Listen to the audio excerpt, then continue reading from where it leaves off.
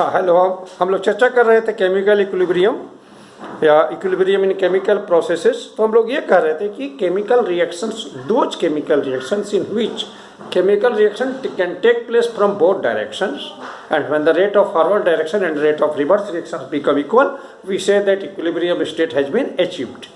तब हम लोग कहते हैं कि इक्विलिब्रियम स्टेट अचीव हो गया है। अब इसका बेटर अंडरस्टैंडिंग के लिए let us consider an example. हम लोग एक एग्जांपल करते हैं। सपोज एक कोई हाइपोथेटिकल रिएक्शन है, A plus B gives the products like C plus D, and you can say arrow from both directions have been shown indicating that A and B can react to form C and D, and C and B again can combine together to give back the A and B. So what will happen? What do you think? अपना common sense भी लगा सकते हो। हमने तो शुरुआत किया A B से, C और D तो हमने लिया नहीं था डब्बे के अंदर। किसी भी कंटेनर में जो बंद है, जिसमें हम लोग जानते हैं कि क्लोज कंटेनर में ही इक्विलिब्रियम अटेन हो सकता है, तो किसी एक क्लोज कंटेनर में हमने A और B लिया, C और D लिया नहीं है। मतलब काम की शुरुआत हमने A और B से किया, जिसको रिएक्टेंट कहते हैं। तो जैसे जैसे समय बीतता जाएगा, ये प्रोडक्ट अगर बनाते जाएगा, चूंकि A और B बहुतायत मात्रा में है, काफी मात्रा में है, C D चूंकि जीरो है, उसके कंपैरिजन में ज्यादा है, तो A और B का डिप्लीशन होगा, डिप्लीशन, और C और D बन बन के जमा होते जाएगा उस डब्बा में, यानी एक्यूमुलेशन होगा। अब क्या होगा, इससे A और B जब डिक्रीज करता जाएगा तो A और B का रिएक्ट करके प्रोडक्ट बनाने का रेट, जिसको फॉरवर्ड डायरेक्शन का रेट बोलते हैं, ये थोड़ा धीरे डिक्रीज करेगा। सी और डी जितना ज्यादा जमा होते जाएगा डब्बा में, ज्यादा जमा होगा तो उसका रिवर्स रेट बढ़ेगा, एंड टाइम विल कम और eventually you can say the two reaction will occur at the same rate, and we will say that a state of equilibrium has been achieved. एक बात, this is one thing. दूसरी बात है, अगर हम lab में गए, खोल के देखें और उस दिन A और B नहीं है, जिसको हम लोग पहला दिन रिएक्शन कराए थे, खत्म हो गया, C और D मेरे पास है, तो ये चेक करेंगे क्या C और D से रिएक्शन करेंगे तो A और B बनेगा कि नहीं। कहता है ये भी बनेगा। इसका मतलब इक्विलिब्रियम का रूल है कि equilibrium can be achieved from both directions. Reactant से प्रोडक्ट बनाना हो, या जिस दिन प्रोडक्ट वाला सामान मेरे पास है तो उससे रिएक्टेंट बनाना हो। So this is one thing. अब हमने एक वर्ड लिखा है डायनेमिक इक्विलिब्रियम। तो किसी भी केमिकल इक्विलिब्रियम का डायनेमिक नेचर को डेमोन्स्ट्रेट करने के लिए हैवर ने सबसे पहले प्रयास किया था, और he performed a lot of experiments taking known amount of dinitrogen और dihydrogen at high temperature and high pressure. High temperature और प्रेशर पर डाई नाइट्रोजन और डाइहाइड्रोजन लेकर उसने एक्सपेरिमेंट शुरू किया। नेचुरली डाइहाइड्रोजन और डाई नाइट्रोजन मिलेगा तो अमोनिया का फॉर्मेशन होगा, और at different intervals he determined और he calculated the amount of ammonia formed. कितना कितना अमोनिया किस किस अमाउंट पर बनते चला गया, और कितना कितना अनरिएक्टेड नाइट्रोजन और हाइड्रोजन बच गया, उसको भी उन्होंने कैलकुलेट किया। उसका एक टेबल बना हुआ है तुम्हारे बुक में, हम लोग उस पर चर्चा करेंगे। और थोड़ी देर के बाद देखा गया कि अनरिएक्टेड नाइट्रोजन और डाई नाइट्रोजन और डाइहाइड्रोजन का कॉन्सेंट्रेशन कांस्टेंट हो गया, और अमोनिया फॉर्म्ड जो हुआ उसका भी कॉन्सेंट्रेशन कांस्टेंट हो गया। तो नेचुरली अभी तक के चर्चा से जानते हैं कि दिस सिचुएशन और this state is known as equilibrium state, and the concentration of reactants और products at equilibrium are known as equilibrium concentration. अब डायनेमिक नेचर को डेमोन्स्ट्रेट करने के लिए उन्होंने क्या किया कि ड्यूटेरियम यूज किया उसने।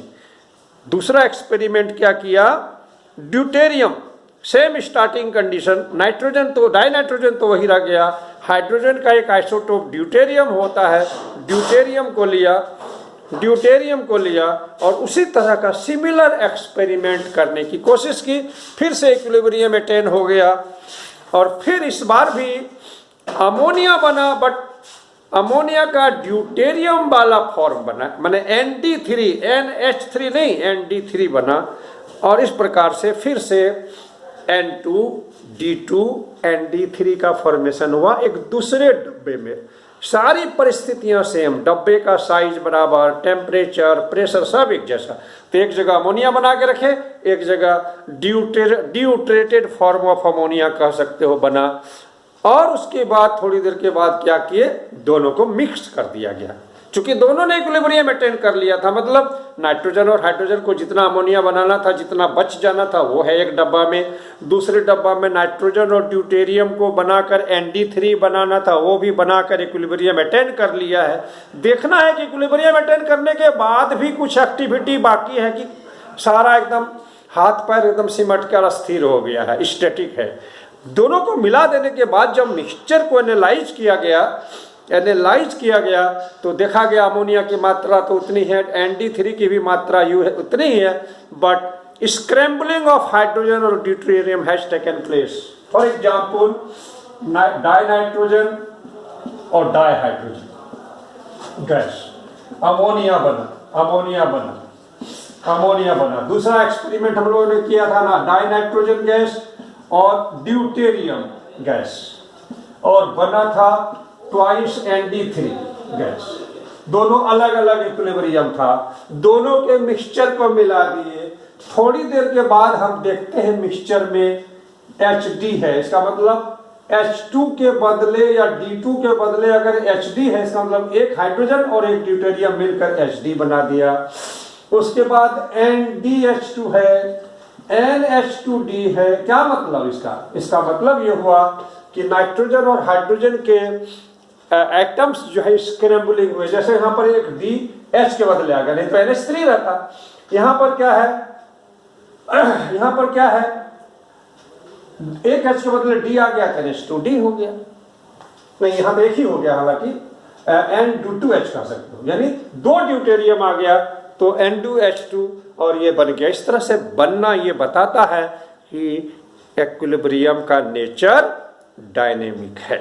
ठीक है, अब क्या है, chemical reactions reach a state of dynamic equilibrium in which the rate of forward reaction and rate of reverse reaction becomes equal, there is no net change in composition. Composition में कोई change नहीं होगा, जिसकी जितनी मात्रा थी उतनी ही होगी, केवल स्क्रैम्बलिंग हो गया। Equilibrium can be attend from both direction. अभी थोड़ी देर पहले बताए थे, जैसे नाइट्रोजन और हाइड्रोजन मिलाकर अमोनिया बन सकता है फॉर्मेशन, और अमोनिया से अगर हम स्टार्ट करें तो नाइट्रोजन और हाइड्रोजन तैयार हो सकता है और फिर से इक्विलिब्रियम प्राप्त होगा। कहा एक दूसरा एग्जाम्पल भी हम लोग ले सकते हैं। अच्छा हाँ, इसका जो इक्विलिब्रियम में क्या होगा उसके बारे में हम लोग बता दें।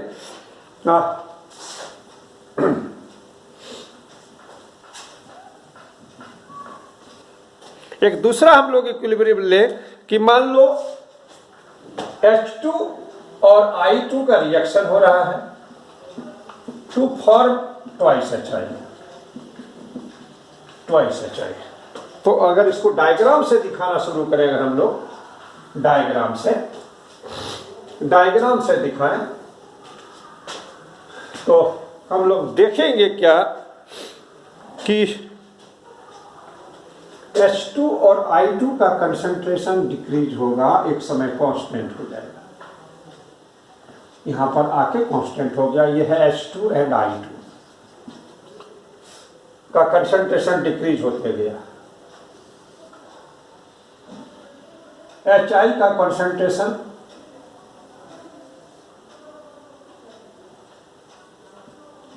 यहां पर आके कांस्टेंट हो गया, यहां ये कांस्टेंट हो गया। तो तुम देख रहे हो कि H2 और I2 का कंसंट्रेशन डिक्रीज होते होते यहां गया। यहां पर का ग्राफ एक तरह से कहो थोड़ी देर के लिए सीधा हो गया। सीधा होने का मतलब है कि with the passage of time इसका कंसंट्रेशन चेंज नहीं हो रहा है, उसके बाद फिर डिक्रीज होना शुरू हुआ। HI का कंसंट्रेशन बढ़ते चला गया, बढ़ते यहाँ आके फिक्स्ड हो गया, देन फिर बढ़ना शुरू हुआ। तो this is the state of equilibrium. यहाँ पर जो स्थिति आई, हाइड्रोजन और आयोडीन का कंसंट्रेशन इक्वल है, इसीलिए एक ही ग्राफ में दिखाया। अगर अलग अलग होता तो ग्राफ अलग दिखाते। जितना हाइड्रोजन का कंसंट्रेशन है उतना ही आयोडीन का कंसंट्रेशन है एट एवरी मोमेंट। बिगिनिंग में इतना है तो दोनों का इतना है, तो 5 मिनट के बाद इतना है तो दोनों का बराबर है, 10 मिनट के बाद और कम है तो बराबर है, इस तरह से। तो इस तरह से इक्विलिब्रियम अटेन हो गया और H2, I2 और HI का सबका अपना अपना कांस्टेंट कंसंट्रेशन हो गया। कांस्टेंट इक्वल नहीं, अगर इक्वल होता तो ये ग्राफ और ये ग्राफ एक साथ होता, ऊपर नीचे है, इसका मतलब HI का कंसंट्रेशन ज्यादा है। मतलब वैसा एक्सपेरिमेंट किया। अब अगर हम इधर से शुरू करें, HI से शुरू करें, यहां से और यहाँ से H2I2 से शुरू करें तो हम लोग इधर से HI से शुरू करें। अगर रिएक्शन को हम लोग यहाँ से देखें कि if we start with HI and let it allow to decompose into H2 and I2, तो I2 HI का कंसंट्रेशन डिक्रीज करते करते यहाँ कांस्टेंट हुआ, यहाँ पर कांस्टेंट हो गया, और H2 और I2 का बढ़ते बढ़ते बढ़ते यहाँ आगे कांस्टेंट हो गया, फिर इक्विलिब्रियम अटेन हो गया उसी जगह पर। तो दोनों ही डायरेक्शन से इक्विलिब्रियम अटेन हो सकता है, ये मेरे कहने का मतलब था। अब हम लोग चर्चा करते हैं law of chemical equilibrium and equilibrium constant. Law of chemical equilibrium and equilibrium constant. Law of chemical equilibrium.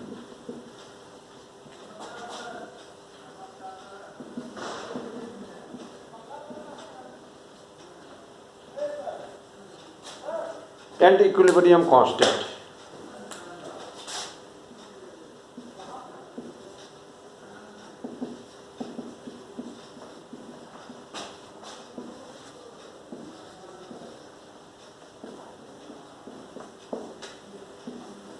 Kc, it may be Kp also.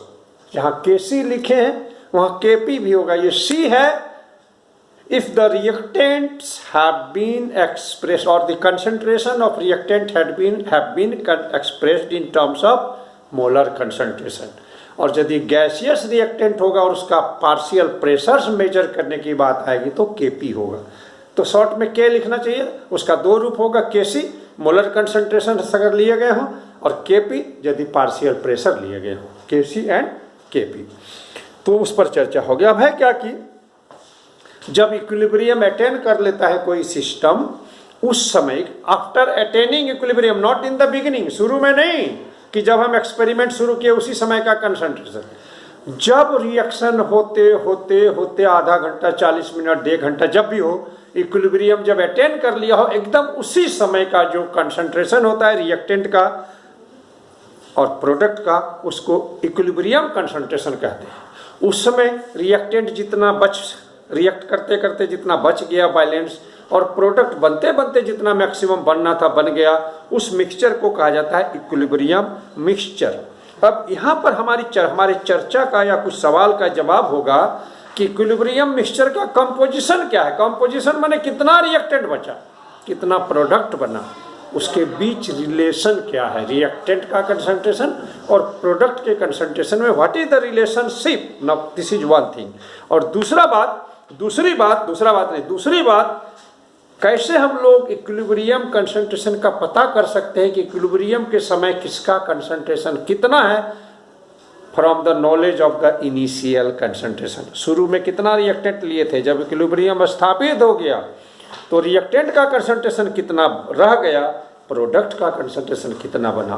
और तीसरी बात, कौन ऐसे फैक्टर हैं जिसको यूज करके एक्सप्लॉइट करके इक्विलिब्रियम मिक्सचर के कंपोजिशन को चेंज कर सकते हैं। फॉर एग्जांपल, हमने देखा कि हमने रिएक्टेंट लिया, प्रोडक्ट बनाया, बट प्रोडक्ट हमारा बहुत कम बना है, और अगर दिन भर में अगर इतना ही प्रोडक्ट बने तो फिर फैक्ट्री का खर्चा भी ना निकल पाए, तो ज़्यादा कैसे बने, या अगर ज़्यादा प्रोडक्ट बन जाएगा तो कंपोजिशन चेंज हो जाएगा। कंपोजिशन का मतलब होता है उसके बीच में क्या रेशियो है, प्रोडक्ट का रेशियो और रिएक्टेंट का रेशियो क्या है।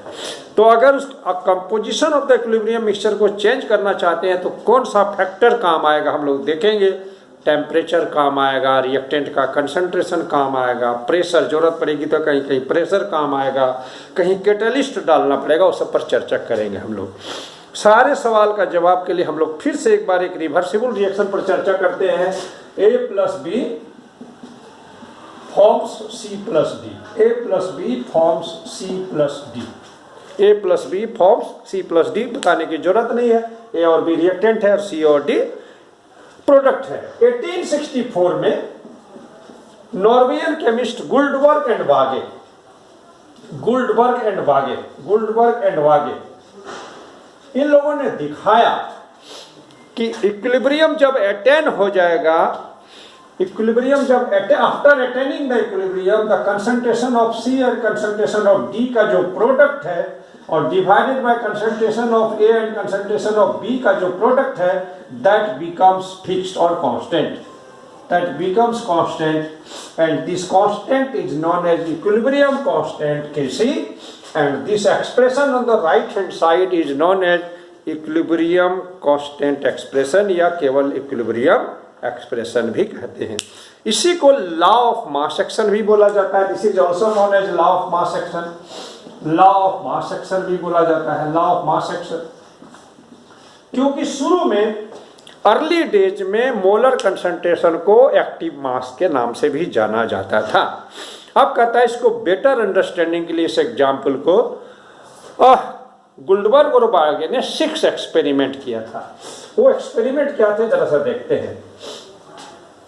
वो एक्सपेरिमेंट क्या थे हम लोग देखते हैं। एक्सपेरिमेंट ये था कि हाइड्रोजन गैस और आयोडीन गैस का रिएक्शन कराया गया था टू फॉर्म HI और अलग अलग अमाउंट लेकर 6 एक्सपेरिमेंट किए गए थे। 6 तुम्हारे बुक में टेबल दिया हुआ है, पुराने बुक में 192 पेज में, किसी का होगा तो 4 पेज और आगे होगा या 5 पेज, वहां से तुम देख सकते हो। तो 6 एक्सपेरिमेंट किया, डिफरेंट इनिशियल कंसंट्रेशन हाइड्रोजन और ऑक्सीजन, हाइड्रोजन और आयोडीन के लिए गए, डिफरेंट अलग अलग। जैसे कि फर्स्ट एक्सपेरिमेंट में लिया गया 2.4 इंटू 10⁻² मोल पर लीटर हाइड्रोजन का और आयोडीन का लिया गया 1.38 इंटू 10⁻²। दूसरे एक्सपेरिमेंट में 2.4 यानी सेम और आयोडीन का चेंज करके 1.68 इंटू 10⁻²। थर्ड एक्सपेरिमेंट में हाइड्रोजन का चेंज करके 2.44 और आयोडीन का 1.98। इस तरह से 4 एक्सपेरिमेंट किए गए, हाइड्रोजन और आयोडीन को लेकर काम शुरू किया गया और जब इक्विलिब्रियम अटेन हो गया उस समय का कंसंट्रेशन बुक में दिया हुआ है। 5वां एक्सपेरिमेंट और 6ठा एक्सपेरिमेंट उसने उस दिन हाइड्रोजन और आयोडीन का डब्बा छुआ ही नहीं, हाइड्रोजन आयोडीन निकाला और उससे रिएक्शन शुरू किया, मैंने उसको डिकम्पोज करना शुरू किया। 731 केल्विन पर टेम्परेचर पर रिएक्शन शुरू किया और उसमें देखा क्या कि HI का कंसंट्रेशन उसने लिया, एक में लिया 3.04 इंटू 10⁻² और दूसरे में लिया 7.58 इंटू 10⁻² और इक्विलिब्रियम कंसंट्रेशन का डाटा दिया हुआ है। सारा डाटा के बाद ये जो भी कंसंट्रेशन है इस टेबल में राइट हाफ में जो भी डेटा दिया हुआ है वो इक्विलिब्रियम कंसंट्रेशन का है। फॉर एग्जांपल अगर हाइड्रोजन का इक्विलिब्रियम कंसंट्रेशन है तो उसको इस तरह से लिखा हो गया होगा। इसका मतलब होता है concentration of hydrogen at equilibrium. For example अगर कहीं इस तरह से दिया हुआ 1.14 इंटू 10⁻² मोल पर लीटर, तो this is the concentration of hydrogen when it has attend equilibrium. अब इस डेटा को अगर गौर करोगे फर्स्ट एक्सपेरिमेंट, सेकंड एक्सपेरिमेंट कहीं भी, तो तुम देखोगे क्या, चूंकि इक्वेशन की स्टोइकियोमेट्री ऐसी है कि इसका 1 मोल इसका 1 मोल के साथ कंबाइन करता है। इसका मतलब इसका 0.1 मोल लोगे तो इसके 0.1 मोल के साथ कंबाइन करेगा, इसका 0.2 लोगे तो इसका 0.2 के साथ कंबाइन करेगा। ऐसा नहीं कि ये कम खर्च होगा ये ज्यादा खर्च होगा, इक्वल खर्च होगा। तो एक्सपेरिमेंट्स में तुम देखोगे हाइड्रोजन और आयोडीन इक्वल खर्च हुआ है, सॉरी हाइड्रोजन और आयोडीन इक्वल खर्च हुआ है। HI जो है उसका डबल बना है, वो तुम डेटा से मिलाकर देख सकते हो। अब सारे इन ऑल द 6 एक्सपेरिमेंट उन लोगों ने क्या किया कि देखा कि इक्विलिब्रियम कंसंट्रेशन में रिएक्टेंट के इक्विलिब्रियम कंसंट्रेशन और प्रोडक्ट के कंसंट्रेशन में कोई रिलेशन है कि नहीं। एक इक्वेशन उसने CD/AB करके देखा था। उस हिसाब से जब इन लोगों ने पहला एक्सपेरिमेंट में HI का कंसंट्रेशन, इक्विलिब्रियम अब नहीं देंगे बार बार क्योंकि ये देने में बहुत परेशानी लगती है, और हाइड्रोजन इक्विलिब्रियम और आयो एक आध बार दे रहे हैं शुरू में कंसंट्रेशन का रेशियो। एक्सपेरिमेंट नंबर 1 में निकाला तो इसका वैल्यू निकला 1640, एक्सपेरिमेंट नंबर 2 में निकला तो इसका वैल्यू 1610, एक्सपेरिमेंट 3 में 1400, एक्सपेरिमेंट 4 में 1520, एक्सपेरिमेंट 5 में 1970, 6 में 790। फिक्स्ड नहीं है। तब कहा कि क्या बात है, ये क्यों नहीं हुआ। फिर उन लोगों ने क्या किया, इसको स्क्वायर किया और इसका वैल्यू निकाला।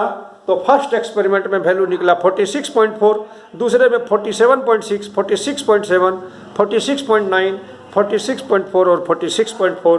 ये बताता है कि इसका वैल्यू कांस्टेंट आता है। बस उन लोगों को समझो कुछ मिल गया, ये बताने के लिए इसका वैल्यू आ गया कांस्टेंट। इसका वैल्यू 6 एक्सपेरिमेंट में कांस्टेंट आ गया 46 पॉइंट समथिंग। और रिएक्शन क्या था? रिएक्शन था H2 प्लस I2 HI का फॉर्मेशन, HI का फॉर्मेशन, इक्विलिब्रियम कांस्टेंट। अब क्या है, बार बार इक्विलिब्रियम जैसा सफिक्स हम लोग नहीं देंगे, अंडरस्टूड हो जाएगा। और ये जो C यूज किया गया है ये बताने के लिए कि ये मोलर कंसंट्रेशन है। अब एक लॉ ऑफ केमिकल इक्विलिब्रियम समझो मिल गया। क्या मिला? उन लोगों ने कहा कि HI में यहाँ इसलिए स्क्वायर देना पड़ा क्योंकि यहाँ कोफिशिएंट है 2। तो कहा एट ए गिवन टेम्परेचर, संयोग से HI सिंगल प्रोडक्ट था, अगर यहाँ C और D रहता तो C इंटू D का कंसंट्रेशन होता।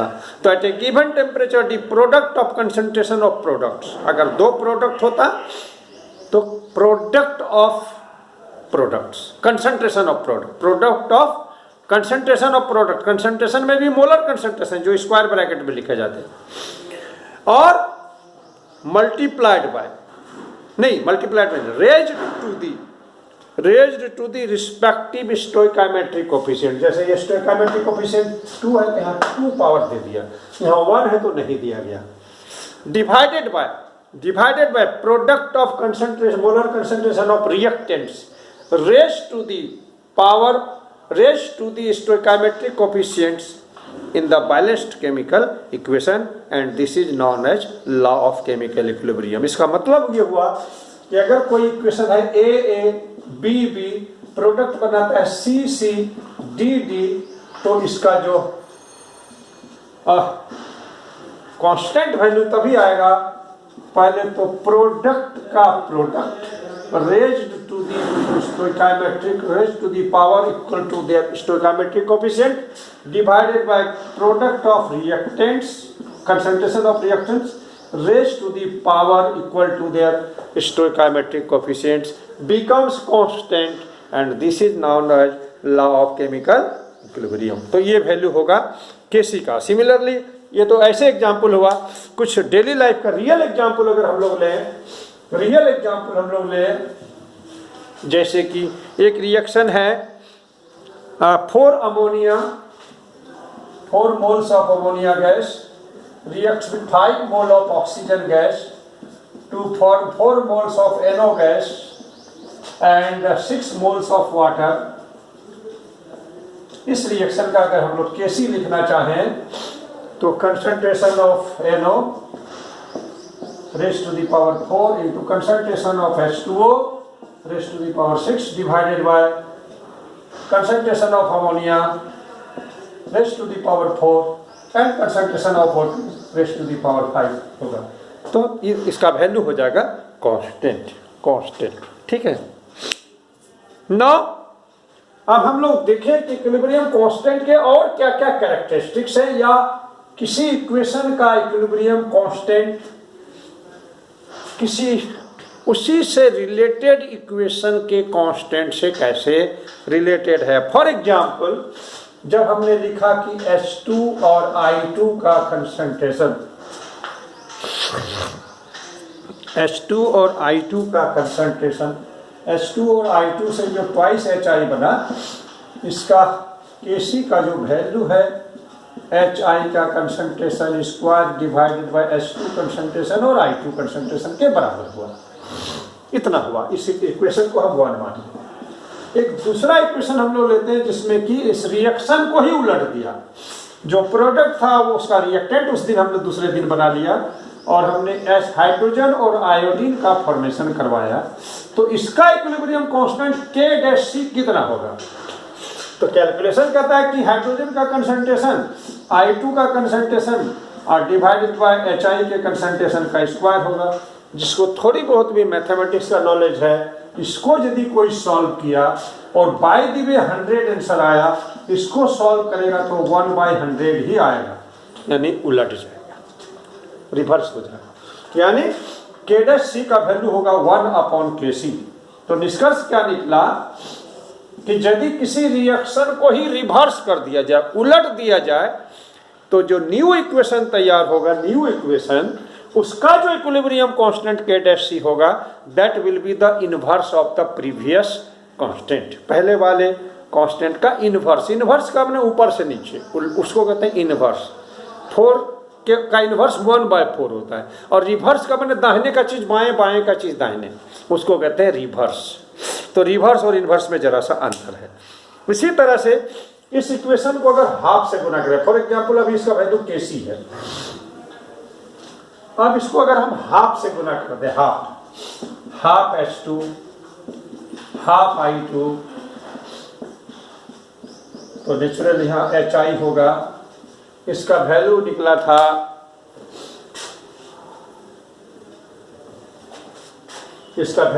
था केसी वैल्यू निकला था HI का square divided by H2 into I, और जो इसका इक्वेशन आएगा K∆C, इसका वैल्यू आएगा HI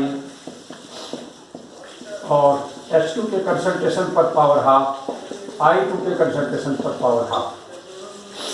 और जिसको सिंपल मैथमेटिक्स का भी नॉलेज है, ऊपर वाले इक्वेशन को अगर हम लोग चाहें या नीचे वाले को, इवन नीचे वाले को भी हम लोग चाहें अगर एडजस्ट करना, तो इसको HI का स्क्वायर, इसको H2, इसको I2 अगर लिख कर सेट करें और इसको अगर टू दी पावर हाफ कर दें, तो इसको दिस में भी रिटर्न लाइक दिस, ये वाला एक्सप्रेशन केसी के बराबर है और टू दी पावर हाफ। तो K∆C का वैल्यू कितना आया? KC to the power half. क्यों? बिकॉज द सेड इक्वेशन और the given equation have been multiplied by 1/2, that's why new constant, the value of new constant has become equal to KC to the power half. मतलब constant पर उतना power लग जाता है जिस संख्या से गुना किया जाता है किसी गिवन इक्वेशन को। सिमिलरली अगर हम इसको n से मल्टीप्लाई कर दें, n से, तो 2n हो जाएगा।